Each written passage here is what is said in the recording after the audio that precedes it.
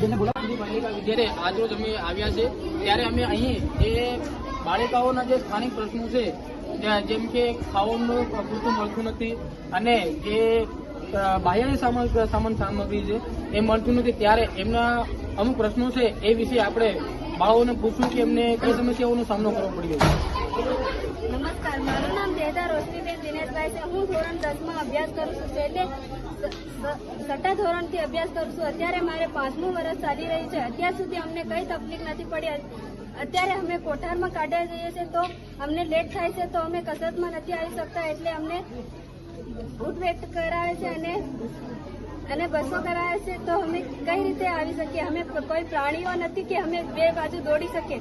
અને અમને અત્યાર સુધી નોટ બુક કે પેન્સિલ, રબર, સંચો જેવી કે ચોપડા એવું બધું નથી મળ્યું. અને તે અમે કોઈ ધનવાનની દીકરીઓ નથી કે અમને બધું એવું બધું મળી અમે લાવી શકીએ. અમારી એવી પણ પરિસ્થિતિ નથી કે હવે આ જે બાળકો છે એમની જે વેદના છે આ તો ખરેખર પ્રશાસન માટે આ શરમજનક વાત છે કે પૂરતી સુવિધાઓ પણ નથી, છતાં પણ અમને પૂરતી સુવિધા ના મળવાના કારણે અમુક સમયે આ લોકો કંઈક લેટ થઈ જાય છે, છતાં પણ એ લોકોને સજા કરવામાં આવે છે. ત્યારે હવે એમને પૂછશું કે આપણે ભોજનાલયમાં કઈ રીતે તમને આપે છે. મારું નામ ગણાવા શિવાનીબેન મેરસનભાઈ છે. હું ધોરણ 6 માંથી અભ્યાસ કરું છું. અત્યારે મારું 4થું વર્ષ ચાલે છે. ભોજનમાં અમને સારું ખાવા નથી આપતા. શાક પાણી આપે છે અને કહે છે આવું ખાવા એમ કહે છે. અને કેવી રીતે અમે એવું શાક ખાઈ શકીએ? તેલ નથી નાખતા શાકમાં. પીવાનું પાણી અને નાવાનું પાણી અને ખાવાનું પાણી એક કુંડીમાં ઉપયોગ કરે છે અને અમને સારું પાણી પણ નથી આપતા. અમે સવારમાં 5 વાગે કસરતનો બેલ પડે તો અડધું પાણી નાવાનું પ્રાથમિક શાળામાંથી હડપંપેથી યુઝ કરીએ છીએ. અને 5 વાગે ઉઠવાનો બેલ પડે ને અમે નાવા જઈએ તો વરસાદ આવે તો મોડું થઈ જાય તો અમને ઉઠબેટ કરાવે છે અને એમ કે નિયમ પ્રમાણે નહીં રહેવું હોય તો આની હોટલમાંથી જતા રહો એમ કહે છે, ધમકી આપે છે. અમે કેવી રીતે અહીંયા રહી શકીએ? આ જે બાળકો છે એમની આપણે વેદના જાણી કે ખરેખર ઘણી તકલીફોનો સામનો કરવો પડી રહ્યો છે.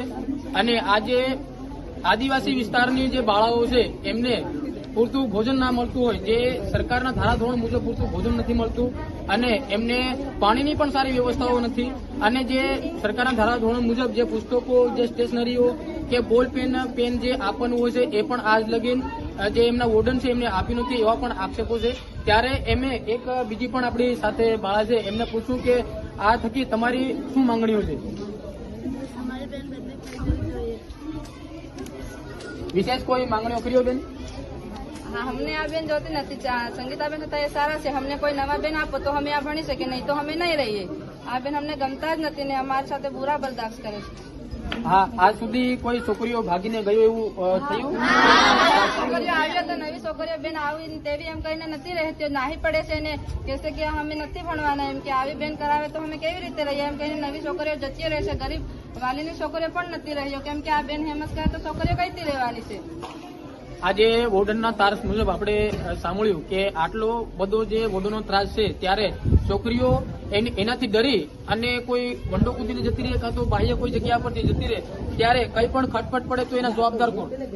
આજે અમે મીડિયા થકી એક જ વાત કહેવા માંગીએ છીએ કે તંત્રને એક જ એ કરીએ છીએ કે તમે સ્થળ તપાસ કરો. અને એ બાબતે અમે હાલ વોર્ડનને પણ વાત કરીશું. પણ આ હતી આપણા ગરબાડા તાલુકાના ગાંગડા ગામે જે કેજીબીવી સ્કૂલ આવેલી છે, ત્યાંની છોકરીઓની જે બાળાઓ છે એમની જે તકલીફો છે એમને વહેલી તકી નિરાકરણ આવે એટલી આશા રાખીએ છીએ. Thank you.